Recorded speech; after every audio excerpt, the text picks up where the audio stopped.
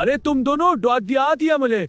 हम भी रास्ता भटक गए, तुम भी हमारे साथ चलो ना। ये जंगल कुछ ज्यादा ही खामोश नहीं है? अरे हाँ, मुझे याद आया, ये जंगल, यहाँ एक आसिफ भी रहता है। मुझे तो कीले भी नहीं चाहिए अब गन। वाह, इतने सारे कीले।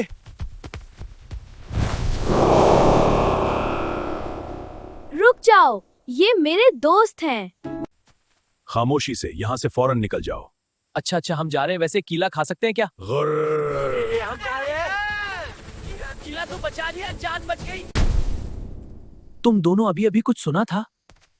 कोई वहां है। ये जंगल हमें जाने नहीं दे रहा।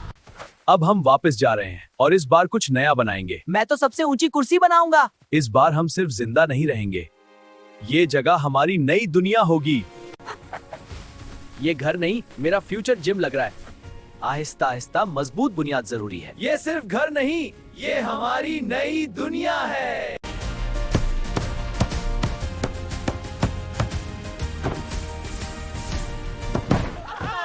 अब ये वाकई हमारा घर है।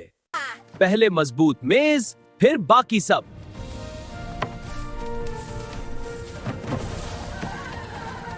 परफेक्ट। मैं तुम्हें ढूंढ रही थी। क्या ये ख्वाब है?